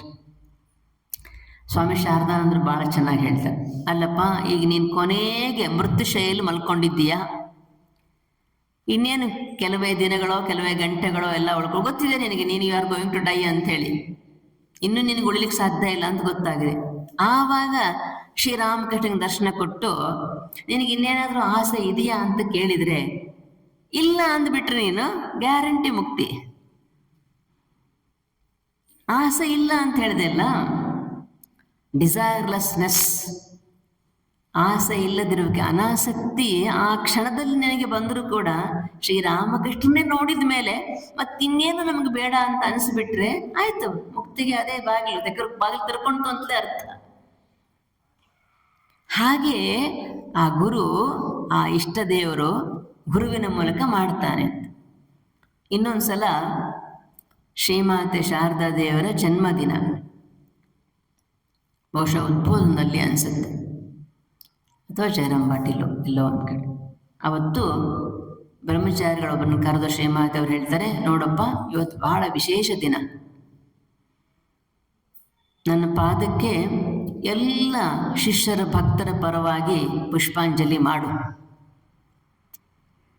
ಪುಷ್ಪಾಂಜಲಿ ಮಾಡಿದ್ರು ಭಕ್ತರು. ಶ್ರೀಮಾತೆಯವರು ಅವಾಗ ಹೇಳ್ತಾರೆ, ನೋಡು ನನಗೆ ಗೊತ್ತಿರುವ ನನಗೆ ಗೊತ್ತಿಲ್ಲದಿರುವ ಎಲ್ಲರ ಭಕ್ತರ ಪರವಾಗಿ ಪುಷ್ಪಾಂಜಲಿ ಮಾಡು. ಅಂದ್ರೆ ನಾವೆಲ್ಲ ಸೇರ್ಕೊಂಡ್ವೋ ಇಲ್ಲೋ? ಗೊತ್ತಿಲ್ಲದಿರುವ ಅಂತ ಹೇಳಿದರೆ ಸೇರ್ಕೊಂಡ್ವಾ ಇಲ್ವಾ? ನಾವು ಲೈನಲ್ಲಿ ಇದ್ದೀವಿ ಅಂತ ಅರ್ಥ ಆಯ್ತಲ್ವಾ? ಗೊತ್ತಿಲ್ಲದಿರುವ, ಮುಂದೆ ಬರುವ ನನ್ನ ಸಂತಾನದ ಪರವಾಗಿ ಪುಷ್ಪಾಂಜಲಿ ಮಾಡು ಅಂತ ಹೇಳಿ ಅವತ್ತೇ ಮಾಡಿಸ್ಕೊಂಡ್ಬಿಟ್ಟಿದ್ದಾರೆ. ನಮ್ಮೆಲ್ಲರ ಜವಾಬ್ದಾರಿ ಶ್ರೀಮಾತರು ಹೊತ್ಕೊಂಡ್ಬಿಟ್ಟಿದ್ದಾರೆ. ಗೊತ್ತಿರುವ ಗೊತ್ತಿಲ್ಲದಿರುವ ಅಂತ ಹೇಳಿದ್ಮೇಲೆ ನಾವೆಲ್ಲರೂ ಸೇರ್ಕೊಂಡ್ವಿ ಅಂತಲೇ ಅರ್ಥ. ಅವಳು ಈ ಜಗತ್ತಲ್ಲಿ ಕಾರ್ಯ ಮಾಡದೇ ಇರುವಂಥ ಒಂದು ಕಾಲ ಅಂತ ಇಲ್ವಲ್ಲ, ಒಂದಲ್ಲ ಒಂದು ರೂಪದಲ್ಲಿ ಜಗನ್ಮಾತೆ ಕಾರ್ಯ ಮಾಡ್ತಾನೆ ಇರ್ತಾನೆ. ನಮಗೆ ಅನುಭವಕ್ಕೆ ಬರದೇ ಇರ್ಬೋದು, ಆದ್ರೆ ಅವಳ ಕಾರ್ಯ ನಡೀತಾ ಇದೆಯಲ್ಲ, ಅವಳು ನಿತ್ಯನಿರಂತರವಾಗಿ ಇರುವಳೆ. ಶಾರದಾದೇವಿಯ ರೂಪದಲ್ಲಿ ಆ ಶರೀರ ಧಾರಣೆ ಮಾಡ್ಕೊಂಡು ಬಂದಿದ್ದವಳು ಹೋದ್ಲು ಅಷ್ಟೇ. ಅವಳ ಆಧ್ಯಾತ್ಮಿಕ ಶಕ್ತಿಯಲ್ಲೂ ಹೋಗಿಲ್ಲ, ಅವಳ ಪ್ರಭಾವ ಎಲ್ಲೂ ಹೋಗಿಲ್ಲ, ಅವಳ ಇರುವಿಕೆ ಇದ್ದೇ ಇದೆ. ಅದಕ್ಕೋಸ್ಕರ ಅವಳ ಹೇಳ್ತಾ ಇದ್ದಾಳೆ, ಮುಂಬರುವ ನನ್ನೆಲ್ಲ ಸಂತಾನದ ಪರವಾಗಿ ಪುಷ್ಪಾಂಜಲಿ ಮಾಡಿಸ್ಕೊಂಡ್ಬಿಟ್ಟಿದ್ದಾರೆ ನಮ್ಮ ಪರವಾಗಿ. ಅವಾಗಲೇ ಶ್ರೀಮಾತರು ಅಂದ್ರೆ ಜವಾಬ್ದಾರಿನ ಹೊತ್ಕೊಂಡ್ಬಿಟ್ಟಿದ್ದಾರೆ. ಆ ಮಾತಿನಲ್ಲಿ ನಾವು ನಂಬಿಕೆಯನ್ನ, ವಿಶ್ವಾಸವನ್ನು ತಾಳ್ಬೇಕಷ್ಟೇ ಈಗ ನಾವು ಮಾಡಬೇಕಾಗಿರೋದು. ಹೌದು, ಶ್ರೀಮಾತೆಯರು ಇದ್ದಾರೆ, ನೋಡಿಕೊಳ್ತಾರೆ, ನಮಗಾಗಿ ಅವರೇ ಪ್ರಾರ್ಥನೆ ಮಾಡಿಕೊಂಡಿದ್ದಾರೆ. ಇನ್ನೊಂದು ದಿವಸ ಒಂದ್ಸಲ ಶಿಷ್ಯರು ಕೇಳ್ತಾರೆ ಅವರನ್ನು, ಅಮ್ಮ ನೀವು ಇಷ್ಟೊಂದು ಜನಕ್ಕೆ ಮಂತ್ರದೀಕ್ಷೆ ಕೊಡ್ತಾ ಇದ್ದೀರಿ, ಎಷ್ಟೋ ಜನರ ಹೆಸರು ಕೂಡ ನಿಮ್ಗೆ ನೆನಪಿರೋದಿಲ್ಲ, ಅಷ್ಟೊಂದು ಜನರಿಗೆ ಯಾಕೆ ಕೊಡ್ತೀರಿ ಮಂತ್ರದೀಕ್ಷೆನ? ಸ್ವಲ್ಪ ಲಿಮಿಟ್ ಮಾಡ್ಕೊಂಡ್ರೆ ಚೆನ್ನಾಗಿರುತ್ತಲ್ಲ, ನಿಮ್ಗೆ ಎಷ್ಟು ಜನ ನಿಭಾಯಿಸ್ಬೋದು ಅಷ್ಟೇ ಜನರಿಗೆ ನೀವು ದೀಕ್ಷೆ ಕೊಟ್ಟರೆ ಚೆನ್ನಾಗಿರುತ್ತೆ ಸ್ವಾಮಿ ವಿಶ್ವೇಶ್ವರನಂದ್ರು ಅಂತ. ಶ್ರೀಮಾತೆಯವ್ರು ಹೇಳ್ತಾರೆ, ನೋಡಪ್ಪ ಶ್ರೀರಾಮಕೃಷ್ಣ ಏನ್ ನನಗೆ ಹಾಗೆ ಹೇಳಿಲ್ಲ, ಇಷ್ಟು ಜನನ ಮಾತ್ರ ಸ್ವೀಕರಿಸು, ಇಷ್ಟು ಜನಕ್ಕೆ ಮಾತ್ರ ಮಂತ್ರ ಎಷ್ಟೋ ವಿಷಯಗಳನ್ನ ನಂಗೆ ಹೇಳ್ಕೊಟ್ರು. ಇದು ಕೂಡ ಬೇಡ ಅಂತ ಇದ್ದಿದ್ರೆ ಶ್ರೀರಾಮಕೃಷ್ಣ ಹೇಳ್ತಿದ್ರು ನನಗೆ, ನೋಡು ಜಾಸ್ತಿ ಮಾಡ್ಕೋಬೇಡ, ನಿನ್ ಕೈಲಿ ಎಷ್ಟಾಗುತ್ತೋ ಅಷ್ಟು ಜನರಿಗೆ ಕೊಡು, ನಿನ್ಗೆ ಎಷ್ಟು ಜನಕ್ಕೆ ನೆನ್ಪಿಟ್ಕೊಳಿಕ್ಕಾಗತ್ತೋ ಅಷ್ಟೇ ಜನರಿಗೆ ಮಂತ್ರ ದೀಕ್ಷೆ ಕೊಡು ಅಂತ ಹೇಳ್ತಾ ಇದ್ರು. ಹಾಗೆ ಹೇಳಿಲ್ಲಲ್ಲ. ಅಷ್ಟಲ್ಲದೆ ಶ್ರೀಮತಿಯವ್ರು ಹೇಳ್ತಾರೆ, ಮಂತ್ರ ದೀಕ್ಷೆ ಕೊಟ್ಟ ಮೇಲೆ ನೆನಪಿದ್ದವರಿಗೋಸ್ಕರ ನಾನೇ ಜಪ ಮಾಡ್ತೇನೆ. ಶ್ರೀಮಾತೆಯವ್ರ ಜೀವನದಲ್ಲಿ ನೋಡ್ತೇವೆ, ಜೀವನದಲ್ಲಿ ಓದ್ತೇವೆ, ರಾತ್ರಿ ಇಡೀ ಜಪ ಮಾಡ್ತಾ ಇದ್ರು ಶಾರದಾ ಮಾತೆಯವರು. ಯಾಕೆ? ಅವ್ರು ಯಾರೋ ದೀಕ್ಷೆ ತಗೊಂಡು ಹೋಗಿದ್ದಾರೆ, ಅವ್ರು ಸರಿಯಾಗಿ ಮಾಡ್ತಾ ಇಲ್ಲ, ಅದಕ್ಕೋಸ್ಕರ ಅವ್ರ ಪರವಾಗಿ ನಾನೇ ಮಾಡ್ತಾ ಇದ್ದೇನೆ ಅಂತ. ಈ ಶಿಷ್ಯ ಕೇಳಿದಾಗ ಶ್ರೀಮಾತೆಯವ್ರು ಹೇಳ್ತಾರೆ, ನೋಡಪ್ಪ, ಯಾರ್ಯಾರು ನನಗೆ ನೆನಪಿದ್ದಾರೋ ಅವ್ರ ಪರವಾಗಿ ನಾನೇ ಮಾಡ್ತೇನೆ, ಯಾರಿಗೆ ನೆನಪಿಲ್ವೋ ಅವ್ರಿಗೆ ಶ್ರೀರಾಮಕೃಷ್ಣ ಪ್ರಾರ್ಥನೆ ಮಾಡ್ಕೊಳ್ತೇನೆ, ನೋಡಿ ಅವ್ರು ನೆನಪಿಲ್ಲ, ದೀಕ್ಷೆ ತಗೊಂಡು ಹೋಗಿದ್ದಾರೆ, ಅವರನ್ನು ನೀವು ನೋಡ್ಕೊಳ್ಳಿ. ಈ ಜಗತ್ತು ತುಂಬಾ ಕಷ್ಟದಿಂದ ತುಂಬಿದೆ, ಗೃಹಸ್ಥರು ಬಹಳ ಕಷ್ಟದಲ್ಲಿ ಒದ್ದಾಡ್ತಾ ಇದ್ದಾರೆ, ಬಂಧನ ಸಿಕ್ಕಿ ಹಾಕೊಂಡಿದ್ದಾರೆ. ಹೇ ಪ್ರಭು, ಅವರೆಲ್ಲ ಮುಕ್ತರಾಗುವಂತೆ ನೀವು ಮಾಡಿ ಅಂತ ಪ್ರಾರ್ಥನೆ ಮಾಡ್ಕೊಳ್ತಾರೆ ಶ್ರೀಮಾತೆಯವರು ಶ್ರೀರಾಮಕೃಷ್ಣ. ಇನ್ನೇನ್ ಮಾಡೋಕ್ ಸಾಧ್ಯ? ಒಬ್ಬ ಜಗನ್ಮಾತೆ ಆಗಿ ಅವಳು ದೀಕ್ಷೆ ಕೊಡೋದು ಆಯ್ತು, ಪಾಪ ಸ್ವೀಕಾರ ಮಾಡಿದ್ದು ಆಯ್ತು, ನಮಗೋಸ್ಕರ ಪ್ರಾರ್ಥನೆ ಮಾಡ್ಕೊಂಡಿದ್ದು ಆಯ್ತು, ನಮಗೋಸ್ಕರ ಜಪ ಮಾಡಿದ್ದು ಆಯ್ತು, ಎಲ್ಲವನ್ನೂ ಅವ್ರು ಮಾಡ್ತಾ ಇದ್ದಾರೆ. ಹಾಗಿದ್ರೆ ನಾವೇನ್ ಮಾಡ್ಬೇಕಾಗಿಲ್ವಾ? ಒಬ್ಬ ಶಿಷ್ಯ ನರೇಶ್ ಚಂದ್ರ ಅಂತ ಶ್ರೀಮಾತೆಯವ್ರ ಹತ್ರ ಮಂತ್ರದೀಕ್ಷೆ ತೆಗೆದುಕೊಂಡ್ಬಿಟ್ಟು ಅದೇ ಕೇಳ್ತಾನೆ, ಅಮ್ಮ ನಮ್ಗೇನಾದ್ರೂ ಒಂದ್ ದಿವಸ ಮಾಡ್ಲಿಕ್ಕೆ ಆಗದೆ ಇದ್ರೆ ಜಪಾನ ಏನ್ ಮಾಡ್ಬೇಕು? ಮಾಡದೇ ಇದ್ರೆ ನಿನಗೆ ನಷ್ಟ. ಶ್ರೀಮಾತೆಯವ್ರು ಕೆಲವ್ರಿಗೆಲ್ಲ ಅನುಗ್ರಹ ಮಾಡೋದು ನೋಡಿ ಅವ್ನು ಅನ್ಕೊಳ್ತಾನೆ, ಅವ್ರು ಶ್ರೀಮಾತೆಯವ್ರು ನನ್ನ ಪರವಾಗಿ ಮಾಡಿಬಿಡ್ತಾರೇನೋ, ಹಾಗೆ ಹೇಳ್ತಾರ, ಪರವಾಗಿಲ್ಲಪ್ಪ ನೀನು ಹಾಗೆ ಇರು, ನಾನು ಮಾಡ್ತೀನಿ ಅಂತಾರೇನೋ ಅಂತ ಅವನ ನಿರೀಕ್ಷೆ ಇತ್ತು. ಅದು ಶ್ರೀಮಾತೆ ಹೇಳ್ತಾರೆ, ನೋಡಿ ನೀನು ಮಾಡದಿದ್ರೆ ನಿನಗೆ ನಷ್ಟ. ಅಂದ್ರೆ ಶ್ರೀರಾಮಕೃಷ್ಣ ಹೇಳ್ತಾರೆ, 16 ಆಣೆ ನಾನು ಮಾಡಿದ್ದೀನಿ, ಅಂದ್ರೆ ತಟ್ಟೆಯಲ್ಲಿ ಅನ್ನ ಸಾರು ಕೂಡ ಬಡಿಸಿ ಕಲಸಿ ಇಟ್ಟಿದ್ದೀನಿ, ಬಾಯಿಗೆ ಎತ್ತಿ ಹಾಕ್ಕೊಂಡು ಅಗಿಯೋದನ್ನಾದ್ರೂ ನಾವು ಮಾಡ್ಬೇಕಾ? ಜೀರ್ಣ ನಾವೇ ಮಾಡ್ಕೊಳ್ಬೇಕಾ? ಕಲಸಿ ಇಟ್ಟಿದ್ದಾರಂತೆ. 16 ಆಣೆ ನಾವು ಮಾಡಿದ್ದೀನಿ, ನೀನು 1 ಆಣೆ ಮಾಡಿದ್ರೆ ಸಾಕು ಅಂತ ಹೇಳ್ತಾರೆ ಶ್ರೀರಾಮಕೃಷ್ಣ. 1 ಆಣೆ ಅಂದ್ರೆ ಇಷ್ಟೇ, ನಿಷ್ಠೆಯಿಂದ ಪ್ರತಿದಿನ ದೀರ್ಘಕಾಲ ನಿರಂತರ, ಯೋಗಶಾಸ್ತ್ರ ಹೇಳಿದಾಗೆ ದೀರ್ಘಕಾಲ ನಿರಂತರ ಪ್ರತಿದಿನ ಶ್ರದ್ಧಾಪೂರ್ವಕವಾಗಿ ಪ್ರೀತಿಪೂರ್ವಕವಾಗಿ ಆ ಭಗವಂತನ ನಾಮವನ್ನ ಸ್ಮರಣೆ ಮಾಡುವಂಥದ್ದು ತಪ್ಪದೆ ಮಾಡ್ತಾ ನಮ್ಗೆ ಎತ್ಕೊಳ್ಳೋದ್ಲು ಶ್ರದ್ಧೆ ಬರುವುದಿಲ್ಲ, ಎಲ್ಲವೂ ಕೂಡ ಶ್ರದ್ಧೆ ಬರುವುದಿಲ್ಲ, ವಿಶ್ವಾಸ ಬರುವುದಿಲ್ಲ, ಆಲಸ್ಯತನ ಇರುತ್ತೆ, ಒಂದ್ ದಿವಸ ಮಾಡಿದ್ರೆ ಪರವಾಗಿಲ್ವಾ ಅಂತ ಅನಿಸ್ತಾ ಇರುತ್ತೆ. ಆದ್ರೆ ಅದೆಲ್ಲವೂ ಕೂಡ ಹೋಗಿ ನಿರಂತರವಾಗಿ ನಾವು ಜಪ ಮಾಡೋದಕ್ಕೆ, ಶ್ರದ್ಧೆಯನ್ನು ತಾಳೋದಕ್ಕೆ, ಇಷ್ಟ ದೇವರಲ್ಲಿ ಗುರುವಿನಲ್ಲಿ ಶ್ರದ್ಧೆ ತಾಳೋದಕ್ಕೆ ಸಾಧ್ಯ ಆಗೋದೇ ಜಪ ಮಾಡ್ತಾ ಮಾಡ್ತಾ. ಅದನ್ನೇ ಶ್ರೀಮಾತರು ಹೇಳಿದ್ದಾರೆ,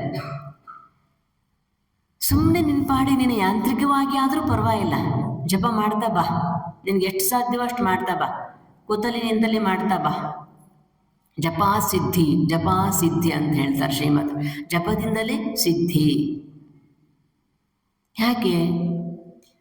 ಕೂತ್ಕೊಂಡು 3 ಗಂಟೆ ಯೋಗಾಸನ ಮಾಡಿ ಅರ್ಧ ಗಂಟೆ ಪ್ರಾಣಾಯಾಮ ಮಾಡೋದಕ್ಕೆ ನಮ್ಮ ಈ ಶರೀರ ಮನಸ್ಸಿಗೆ ಇವತ್ತಿಗೆ ಸಾಧ್ಯ ಇಲ್ಲ, ಇವತ್ತಿನ ಕಾಲದಲ್ಲಿ ಇನ್ನು ಸಮಯ ಕೂಡ ಇಲ್ಲ ಅಂತ ಹೇಳ್ತೇವೆ. ಒಂದ್ ದಿವಸ ಮಾಡಿದ್ರೆ ಒಂದ್ ದಿವಸ ಆಗತ್ತೋ ಇಲ್ಲೋ ಗೊತ್ತಿಲ್ಲ. ಜ್ಞಾನ ಯೋಗದ ಮೂಲಕ ಮುಂದುವರಿಯೋಣ ಅಂತ ಹೇಳಿದ್ರೆ ಸೊಳ್ಳೆ ಕಡಿದ್ರೆ ಅರ್ಧ ಗಂಟೆ ಕೈ ತೋರಿಸ್ಕೊಳ್ತಾ ಇರ್ತೀವಿ, ಅಷ್ಟು ಮಟ್ಟಿಗೆ ಶರೀರ ಬುದ್ಧಿ ನಮ್ಗೆ. ಒಂದ್ ದಿವಸ ಉಪವಾಸ ಮಾಡಿದ್ರೆ ಮರು ದಿವಸ BP ಲೋ ಆಗ್ಬಿಟ್ಟು ವೀಕ್ನೆಸ್ ಬಂದು ಹೋಗ್ಬಿಡುತ್ತೆ, ಅಷ್ಟು ದುರ್ಬಲ ಶರೀರ. ಈ ಶರೀರವನ್ನ ಇಟ್ಕೊಂಡು ನಾವು ಜ್ಞಾನ ಯೋಗ ಸಾಧನೆ ಮಾಡ್ಲಿಕ್ಕೆ ಆಗೋದಿಲ್ಲ, ರಾಜಯೋಗ ಸಾಧನೆ ಮಾಡ್ಲಿಕ್ಕೆ ಆಗೋದಿಲ್ಲ. ಪ್ರಾಣಾಯಾಮ ಮಾಡ್ಬೇಕಾದ್ರೆ ಗಟ್ಟಿ ಶರೀರ ಮನಸ್ಸುಗಳು ಇರ್ಬೇಕಾಗತ್ತೆ. ಕರ್ಮಯೋಗ ಫಲಾಪೇಕ್ಷೆ ಇಲ್ಲದೆ ಮಾಡಲಿಕ್ಕೆ ಅದು ಕೂಡ ಆಗೋದಿಲ್ಲ ನಮಗೆ. ಸಾಧ್ಯ ಇರುವ ಏಕೈಕ ಸಾಧನಾ ಮಾರ್ಗ ಶ್ರೀರಾಮಕೃಷ್ಣ ಹೇಳಿದಾಗೆ ಕಲಿಯುಗಕ್ಕೆ ನಾರದೀಯ ಭಕ್ತಿ ಮಾರ್ಗ ಅಂತ ಹೇಳಿದ ಹಾಗೆ ನಮಗೆ ಸಾಧ್ಯ ಇರುವ ಏಕೈಕ ಮಾರ್ಗವೇ ಮಂತ್ರ ಜಪ. ಕೂತಲ್ಲಿ ನಿಂತಲ್ಲಿ ಮಾಡಿ, ಬೆಳಗ್ಗೆ 108 ಮಾತ್ರ ಕೂತ್ಕೊಂಡು ದೇವ್ರ ಎದುರಿಗೆ ಮಾಡ್ಲಿಕ್ಕೆ ಸಾಧ್ಯ ಇದ್ರೆ ಅಷ್ಟು ಮಾಡಿ. ಆದ್ರೆ ಅಡುಗೆ ಮಾಡುವಾಗ್ಲೂ ಮಾಡಿ, ಯಾರು ಬೇಡ ಅಂತಾರೆ? ಟಿವಿನೇ ನೋಡ್ಬೇಕು, ಮೊಬೈಲಲ್ಲಿ ಸಿನಿಮಾ ಹಾಕೊಂಡು ಅಡುಗೆ ಮಾಡ್ಬೇಕಂತ ಯಾವ ಗುರುಗಳು ಹೇಳಿಲ್ವಲ್ಲ. ಅಡುಗೆ ಮಾಡ್ತಾ ಮಾಡ್ತಾ, ಚಪಾತಿ ಮಾಡ್ತಾ ಮಾಡ್ತಾ, ತಿಂಡಿ ಮಾಡ್ತಾ ಮಾಡ್ತಾ ಮಕ್ಕಳಿಗೋ ಮೊಮ್ಮಕ್ಕಳಿಗೋ ಸ್ನಾನ ಮಾಡಿಸ್ತಾ ತಿಂಡಿ ಮಾಡ್ತಾ ಬಡಿಸ್ತಾ ಜಪ ಮಾಡಿ. ನಿಮ್ಮ ಮನಸ್ಸನ್ನೇ ನೀವೇನು ಕೈಲಿ ಜಪಮಾಲೆ ಹಿಡ್ಕೊಂಡೇ ಮಾಡಬೇಕಾಗಿಲ್ಲ, ಕೌಂಟ್ರ್ ಹಿಡ್ಕೊಂಡೇ ಮಾಡಬೇಕಾಗಿಲ್ಲ. ಮನಸ್ಸಲ್ಲಿ ಮಾಡ್ತಾ ಇರಿ. ಅದನ್ನ ನಿರಂತರವಾಗಿ ನೀವು ಎದ್ದಾಗಿಂದ ಮಲಗುವವರೆಗೆ ಎಚ್ಚೆತ್ತಿರುವ ಎಲ್ಲ ಕಾಲಗಳಲ್ಲಿ, ಎಲ್ಲ ಸಂದರ್ಭಗಳಲ್ಲಿ, ಎಲ್ಲ ಕೆಲಸ ಮಾಡ್ತಾ ನಾವು ಜಪ ಸಾಧನೆ ಮಾಡೋದಕ್ಕೆ ಸಾಧ್ಯ ಇದೆ. ಜೊತೆಗೆ ಮಾಡೋದಕ್ಕೆ ಸಾಧ್ಯ ಇದೆ.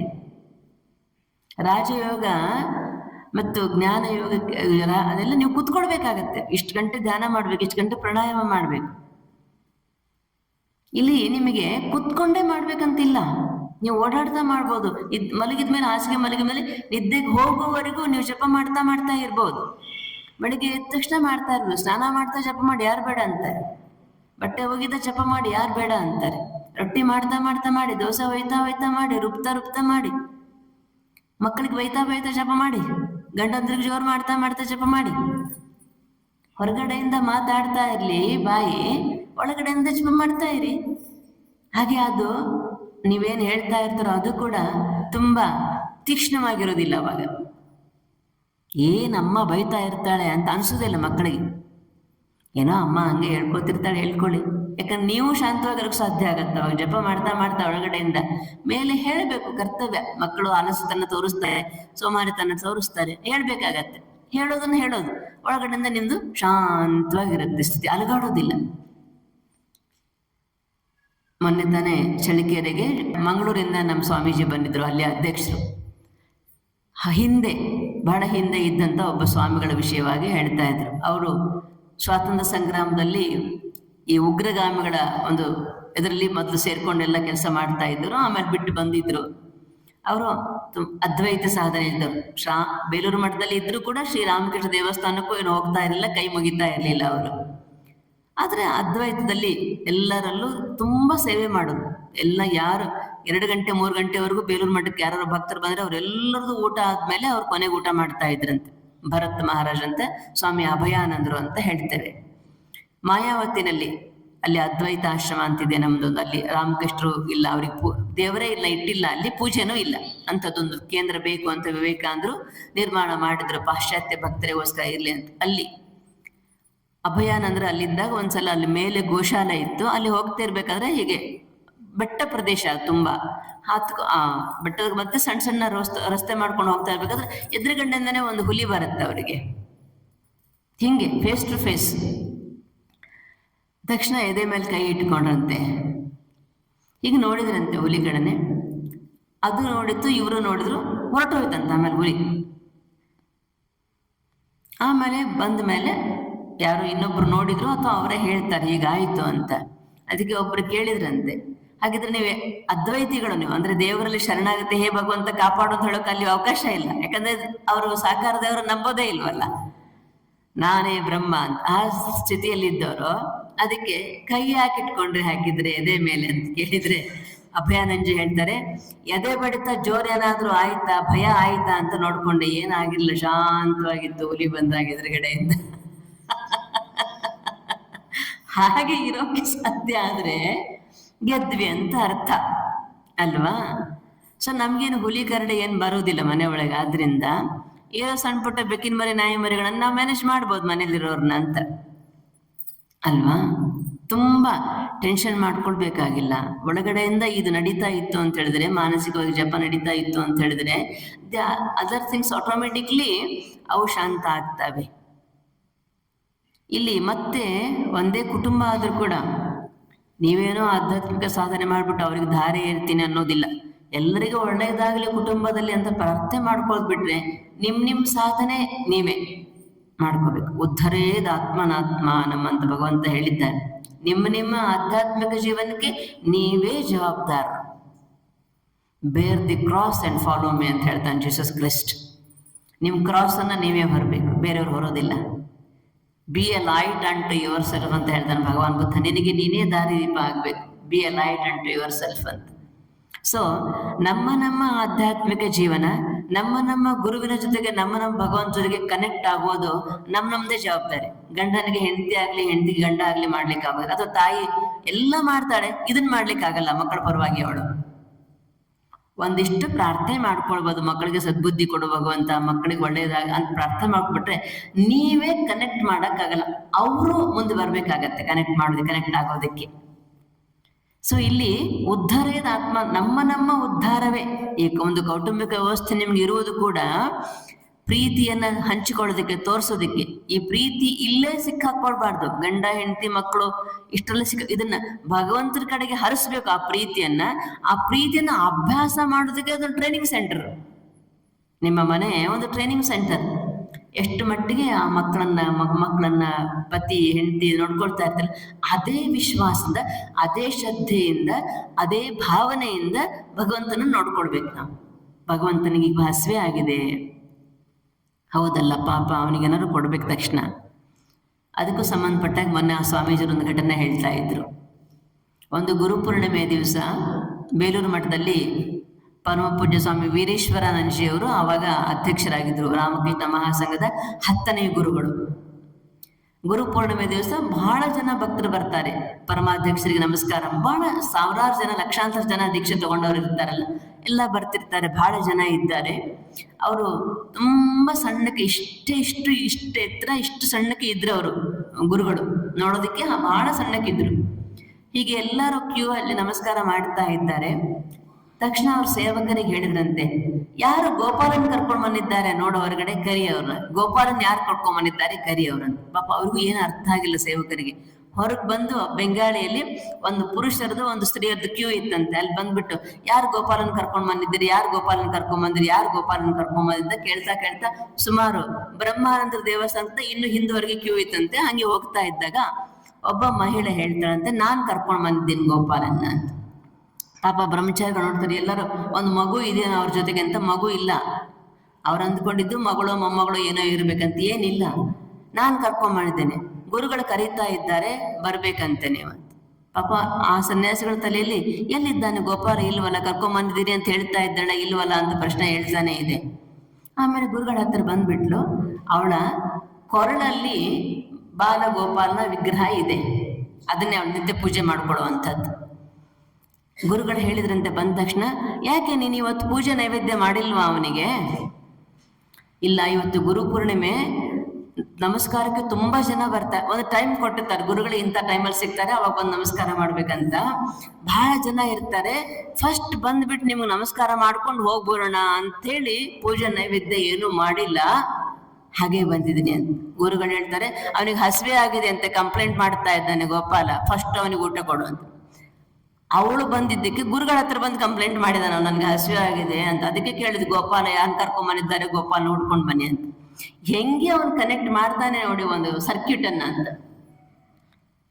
ಅವಳನ್ನೇ ಕೇಳ್ಬೋದಿತ್ತ, ನಂಗೆ ಹಸಿವೆ ಆಗಿದೆ ಏನಾದ್ರು ಕೊಡು ಅಂತ. ಅವಳಿಗೆ ಬಹುಶಃ ಗೊತ್ತಿದೆ ಅವನಿಗೆ, ಅವಳು ಕ್ಯೂ ಬಿಟ್ಟು ಹೋಗೋಳಲ್ಲ ಅಂತ. ಯಾಕಂದ್ರೆ ಗುರುಗಳು ನಮಸ್ಕಾರ ಮಾಡ್ಲಿಕ್ಕೆ ಬಂದಿದ್ದಾಳಲ್ಲ. ಅದಕ್ಕೆ ಬಹಳ ಜನ ಏನ್ ಹೇಳ್ಬಿಟ್ಟ, ಗುರುಗಳ ಹತ್ರ ಹೋಗಿ ಹೇಳ್ಬಿಟ್ಟ, ನನಗೆ ಹಸಿವೆ ಆಗಿದೆ, ಅವಳು ಏನೂ ಕೊಟ್ಟಿಲ್ಲ ಬೆಳಗ್ಗಿಂದ ಅಂತ. ತಕ್ಷಣ ಗುರುಗಳು ಕರೆದು ಅಲ್ಲಿ ಅವ್ರ ಹತ್ರ ಹಣ್ಣು ಸಿಹಿ ಎಲ್ಲ ಇರುತ್ತೆ, ಅದನ್ನ ಕೊಡಿಸಿ ಫಸ್ಟ್ ನಿನ್ಗೆ ಈ ಮಾನಸಿಕ ಪೂಜೆ ಮಾಡ್ಬಿಡು ಅವನಿಗಂತ ಅಲ್ಲೇ ಮಾಡಿಸಿದ್ರಂತೆ. ಇಷ್ಟ ದೇವರು ಕೂಡ ಅವನು ಯಾವಾಗ್ಲೂ ನಮ್ಮನ್ನು ನೋಡ್ತಿರ್ತಾನೆ, ನಾವು ಮಾಡೋದನ್ನು ಸ್ವೀಕರಿಸ್ತಾ ಇರ್ತಾನೆ ಅನ್ನೋದಕ್ಕೆ. ಶ್ರೀಮಾತೆಯವರು ಕೂಡ ನಾವು ನೋಡ್ತೇವಲ್ಲ, ಬೃಂದಾವನದಿಂದ ಬಾಲಗೋಪಾಲನ ತಂದು ಇಟ್ಕೊಂಡಿದ್ರು, ಹಂಗೆ ಕೂಡ್ಸಿದ್ರು. ಅಲ್ಲಿ ಏನ್ ಪಾಪ ಜಯರಾಮಠಲ್ಲಿ ಸಣ್ಣ ಗೂಡಲ್ಲಿ ಎಲ್ಲ ದೇವ್ರನ್ನ ಇಟ್ಕೊಂಡಿದ್ರು. ಬಹುಶಃ ಜಾಗ ಇರ್ಲಿಕ್ಕಿಲ್ಲ ಶ್ರೀಮಾತೆಯವರಿಗೆ. ನಮ್ಮ ಹಾಗೆ ಒಂದು ದೊಡ್ಡ ಶೋಟ್ಕೇಸು, ಮನೆ ತುಂಬಾ ವಾರ್ಡ್ರೋಬ್ಗಳು ಇರುವಂತದ್ದು ಮನೆ ಅಲ್ಲ, ಅರಮನೆ ಅಲ್ಲ, ಹಾಗಾಗಿ ಇಟ್ಟಿರ್ಲಿಕ್ಕಿಲ್ಲ. ಒಂದ್ ದಿವಸ ಅವ್ರ ಮಂಚದ ಮೇಲೆ ಮಲ್ಕೊಂಡಿದ್ರೆ ಇವನು ಅಂಬೆಗಾಲ ಇಟ್ಕೊಂಡ್ ಬರ್ತಾನೆ, ಏನು ಅಲ್ಲಿಂದ ಕರ್ಕೊಂಡ್ ಬಂದು ನನ್ನ ಹಂಗೆ ಬಿಟ್ಬಿಟ್ಟಿಲ್ಲ, ಸ್ನಾನ ಊಟನೂ ಇಲ್ಲ, ನೈವೇದ್ಯನೂ ಇಲ್ಲ ನನಗೆ ಅಂತ. ಆಮೇಲೆ ಮತ್ತೆ ಅವ್ರನ್ನ ಇಟ್ಬಿಟ್ಟು ಶ್ರೀಮಾತೆಯವರು ದಿನ ನೈವೇದ್ಯ ಮಾಡೋದಕ್ಕೆ ಶುರು ಮಾಡಿ. ಹಾಗೆ ಆ ದೇವರು ಎಚ್ಚೆತ್ಕೊಂಡಿರ್ತಾನೆ, ಜಾಗೃತವಾಗಿ ಇಟ್ಕೊಂಡಿರ್ತಾನೆ. ನಾವು ನಿತ್ಯ ಒಂದನ್ನು ಮಾಡ್ಕೊಂಡು ಬಂದಾಗ ಅದನ್ನು ಸ್ವೀಕರಿಸ್ತಾ ಇರ್ತಾನೆ. ಹಾಗೆ ಜಪವನ್ನು ಸ್ವೀಕರಿಸ್ತಾನೆ ಅವನು. ನಾವು ಎಷ್ಟೆಷ್ಟು ಜಪ ಮಾಡಿ ಶ್ರೀರಾಮಕೃಷ್ಣಾರ್ಪಣ ಮಸ್ತು, ಜಗದಂಬಾರ್ಪಣ ಮರ್ತು, ಕೃಷ್ಣಾರ್ಪಣ ಮಸ್ತು ಅಂತ ನಾವು ಜಪ ಮುಗಿದ್ಮೇಲೆ ಜಪ ಸಮರ್ಪಣೆ ಮಾಡಿದಾಗ ಅದನ್ನು ಕೂಡ ಅವನು ಸ್ವೀಕರಿಸ್ತಾನೆ ಅಂತ ಆಯ್ತಲ್ಲ. ಈಗ ಅವನು ಹಣ್ಣು ಸ್ವೀಕರಿಸಿದ್ದಾನೆ, ಸಿಹಿ ಸ್ವೀಕರಿಸಿದ್ದಾನೆ ಅಂತ ಹೇಳಿದ್ಮೇಲೆ ಇದನ್ನು ಸ್ವೀಕರಿಸ್ತಾನೆ ಅವನು. ನಾವು ಜಪ ಮಾಡುದು ಅಂದ್ರೆ ಏನು, ಅವನನ್ನು ಕರೆಯುವುದು ಅಂತಾನೆ ಅರ್ಥ.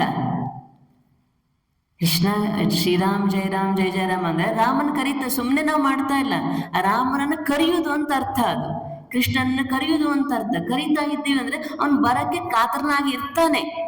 ನೋಡುವ ಕಣ್ಣು ನಮಗೆ ಇನ್ನು ಬಂದಿರೋದಿಲ್ಲ, ದೃಷ್ಟಿ ನಮಗೆ ಇನ್ನು ಬಂದಿರೋದಿಲ್ಲ. ಆದ್ರೆ ಅವನು ಬರಕ್ಕೆ ರೆಡಿ ಆಗಿರ್ತಾನೆ, ಈಗರಾಗಿರ್ತಾನೆ, ನಮ್ಗೆ ದರ್ಶನ ಕೊಡಬೇಕು, ನಮ್ಮ ಜೊತೆಗೆ ಇರ್ಬೇಕು ಅಂತ. ಗೋಪಾಲಯ್ಯರ ಮಾಡೋ ಕಥೆ ಓದ್ತೀವಲ್ಲ ನಾವು ಶ್ರೀರಾಮಕೃಷ್ಣ ಜೀವಂಚಿತದಲ್ಲಿ. ಆಗೋರ ಮನೆಯದು 2 ತಿಂಗಳ ಕಾಲ ಬಾರ ಗೋಪಾಲ ಅವಳ ಜೊತೆಗೆ ಆಡ್ಕೊಂಡಿದ್ದ. ಹೀಗೆ ಅವಳು ಎದೆ ಮೇಲೆ ಹೀಗೆ ಮಲಸ್ಕೊಂಡು ಶ್ರೀರಾಮಕೃಷ್ಣ ಕಾಮಾರಹಾಟಿಯಿಂದ ದಕ್ಷಿಣೇಶ್ವರಕ್ಕೆ ಓಡ್ಕೊಂಡು ಬಂದ್ರೆ ಗೋಲಪ್ಪ ಕೂಡ ಅವಳ ಎದೆ ಮೇಲೆ ಬಾಲ ಗೋಪಾಲನ ಪಾದಗಳು ಹೀಗೆ ನೇತಾಡ್ತಾ ಇರ್ತಾರೆ, ಕಣ್ಣಿಗೆ ಕಾಣುತ್ತೆ. ಗೋಪಾಲಮ್ಮ ಕೂಡ ಗೋಲಪ್ಪ ಕೂಡ ಕಾಣಿಸುತ್ತದು. ಅಷ್ಟರ ಮಟ್ಟಿಗೆ ಟ್ಯಾಂಜಿಬಲ್ ಆಗಿ ನಮ್ಗೆ ಅನುಭವಕ್ಕೆ, ಸ್ಥೂಲ ಕಣ್ಣಿಗೆ ಅನುಭವಕ್ಕೆ ಬರುವ ಹಾಗೆ ಆ ಭಗವಂತ ನಮ್ಗೆ ಕಾಣಿಸ್ಕೊಳ್ಬಲ್ಲಂತೆ. ಅದಕ್ಕೆ ಶ್ರೀಮಾತೆಯವರು ಹೇಳ್ತಾರೆ, ನಿರಂತರವಾಗಿ ಜಪ ಮಾಡು. ಆ ಗಡಿಯಾರ ತೋರಿಸ್ಬಿಟ್ಟು ಹೇಳ್ತಾರೆ ಶ್ರೀಮಾತೆಯವರು, ಆ ಗಡಿಯಾರ ಹೇಗೆ ಟಿಕ್ ಟಿಕ್ ಟಿಕ್ ಟಿಕ್ ಅಂತ ಇರುತ್ತಲ್ಲ, ಹಾಗೆ ಜಪ ಮಾಡ್ತಾ ಇರಬೇಕು. ಇನ್ನೊಬ್ಬ ಭಕ್ತರು ಬಂದು ಕೇಳ್ತಾರೆ, ಅಮ್ಮ ಧ್ಯಾನ ಮಾಡೋದು ಅಂದ್ರೆ ಏನು? ಅವ್ರೇನೋ ಅನ್ಕೊಂಡಿದ್ರು, ಹೀಗೆ ಕುತ್ಕೊಳ್ಬೇಕು, ಹಾಗೆ ಮೂಗಿಡ್ಕೊಳ್ಬೇಕು, ಹೀಗೆ ಪ್ರಾಣಾಯಾಮ ಮಾಡಬೇಕು, ಆಮೇಲೆ ಹೋಗ್ಬೇಕು ಅಂತ. ಶ್ರೀಮಾತೆಯವರು ಏನು ಧ್ಯಾನ ಅಂದ್ರೆ ಏನು ಅನ್ಕೊಂಡೆ? ನಿರಂತರ ಭಗವಂತ ಸ್ಮರಣೆ ಅಷ್ಟೇ. ಧ್ಯಾನ ಮನಸ್ಸಲ್ಲಿ ಭಗವಂತನನ್ನ ಧರಿಸುವುದು ಅಂತ. ಅದು ನಿರಂತರ ಅಭ್ಯಾಸದ ಮೂಲಕವೇ ಧರಿಸೋದಕ್ಕೆ, ಧಾರಣೆ ಮಾಡ್ಲಿಕ್ಕೆ ಸಾಧ್ಯ ಆಗುವಂಥದ್ದು. ಅದು ನಿರಂತರ ಮಾಡ್ತಾ ಇರಬೇಕು ಅಂತ ಧ್ಯಾನ ಅಂತ ಹೇಳಿದ್ರೆ. ಅದಕ್ಕೆ ಅಭ್ಯಾಸ ಏನೇ ಮಾಡ್ಬೇಕಾದ್ರೂ ನಮ್ಗೆ ಅಭ್ಯಾಸ ಆಗ್ಬೇಕಲ್ಲ. ಇವತ್ತೆಲ್ಲ ನಾವಿಷ್ಟು ದೊಡ್ಡವರಾಗಿದ್ದೀವಿ. 4 ವರ್ಷ 5 ವರ್ಷ ಇದ್ದಾಗ ಎಷ್ಟು ಸಲ ತಿದ್ದಬೇಕಾಯ್ತು ನಾವು ಯೋಚನೆ ಮಾಡಿ. ಪಾಟಿ ಸ್ಲೇಟಲ್ಲಿ ಪೆನ್ಸಿಲ್ ಕಡು ಇಟ್ಕೊಂಡು ಚಾಪೀಸ್ ಇಟ್ಕೊಂಡು ತಿದ್ದಿದ್ದು, ಬೋರ್ಡ್ ಮೇಲೆ ತಿದ್ದಿದ್ದು. ನಾವೆಲ್ಲ ಮಣ್ಣು ಮೇಲೆ ಬರಿತಾ ಇದ್ವಿ. ಹಳ್ಳಿಯಲ್ಲಿ ಹುಟ್ಟಿ ಬೆಳೆದವರು ಮಣ್ಣಲ್ಲಿ ಈ ಬರಿತಾ ಇದ್ವಿ. ಅಳ್ಸೋಕ್ ಸುಲಭ ಅಲ್ಲ, ಮಣ್ಣು ಮೇಲೆ ಬರೆದ್ರೆ ಅಕ್ಷರ ಚೆನ್ನಾಗಾಗ್ಲಿ ಅಂತ ಎಷ್ಟು ಸಲ ಬರೆದಿದ್ದೀವಿ. ABCD ಎಷ್ಟು ಸಲ ಕಾಪಿ ರೈಟಿಂಗ್ ಬರೆದು ಮಾಡಿದ್ದೀವಿ.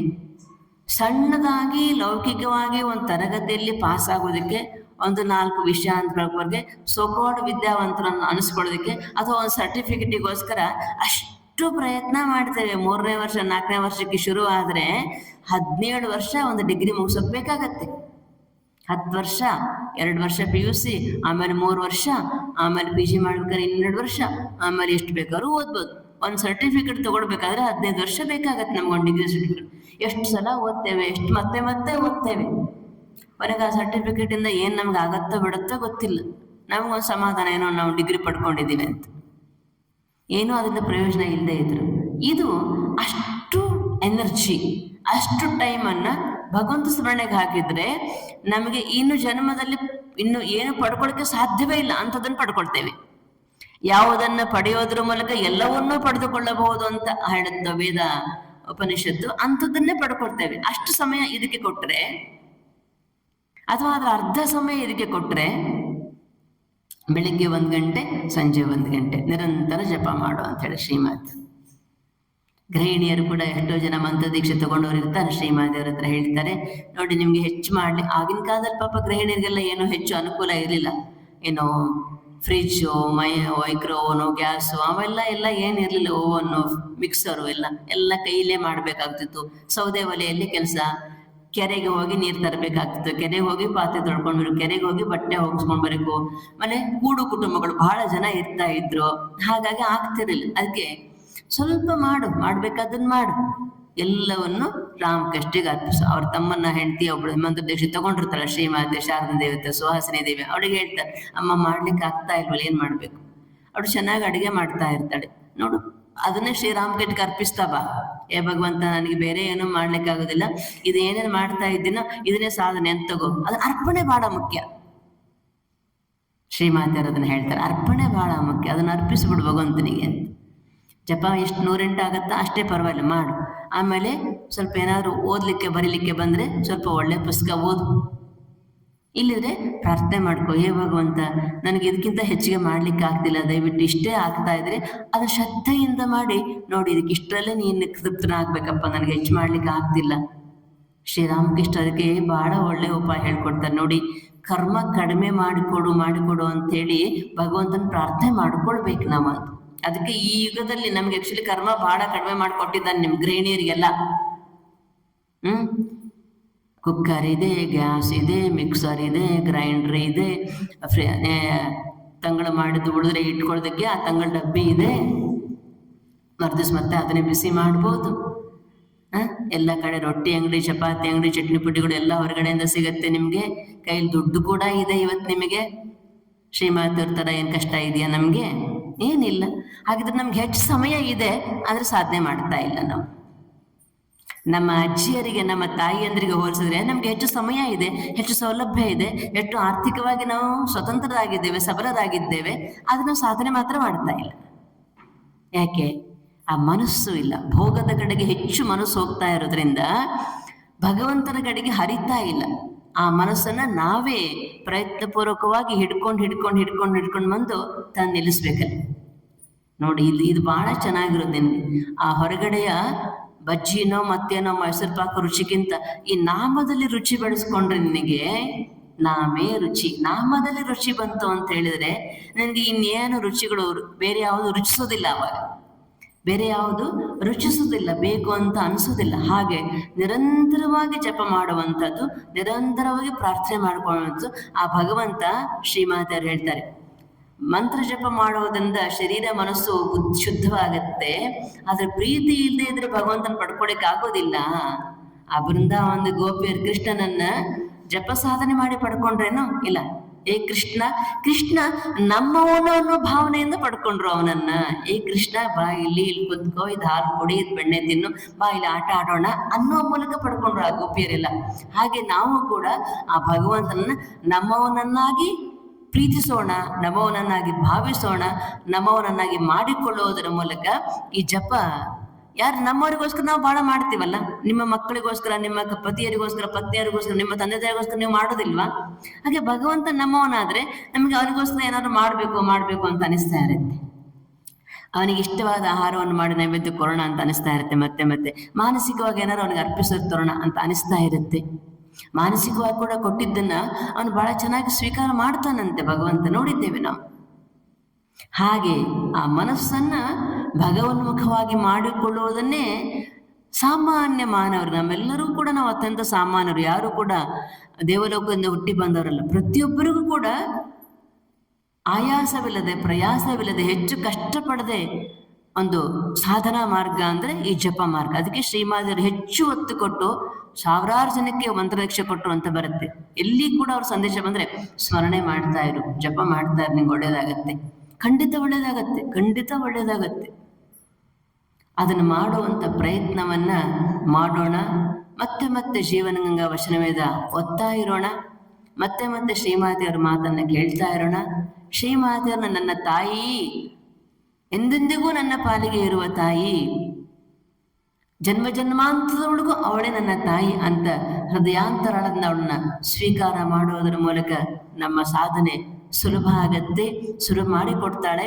ಆ ಶ್ರದ್ಧೆಯನ್ನು ನಾವು ತಾಳುವಂತೆ ತಾಯಿ ನಮಗೆ ಪ್ರೇರೇಪಿಸಲಿ ಅಂತ ಪ್ರಾರ್ಥನೆ ಮಾಡಿಕೊಳ್ತಾ ಈ 4 ಮಾತುಗಳನ್ನು, ವಾಕ್ಪುಷ್ಪವನ್ನು ಹಂಚಿಕೊಳ್ಳೋದಕ್ಕೆ ಅವಕಾಶ ಮಾಡಿಕೊಟ್ಟಂಥ ಪೂಜ್ಯ ಮಾತಾಜಿ ತ್ಯಾಗಮಯ್ಯವರಿಗೂ ಹಾಗೂ ಶ್ರದ್ಧಾ ಭಕ್ತಿಯಿಂದ ಭಾಗವಹಿಸಿದ ನಿಮ್ಮೆಲ್ಲರಿಗೂ ವಂದನೆಗಳನ್ನು ಸಲ್ಲಿಸ್ತಾ ಅದನ್ನು ತಾಯಿಯ ಪಾದಕ್ಕೆ ಅರ್ಪಿಸ್ತಾ ಇದ್ದೇನೆ. ಜಯ ರಾಮಕೃಷ್ಣ.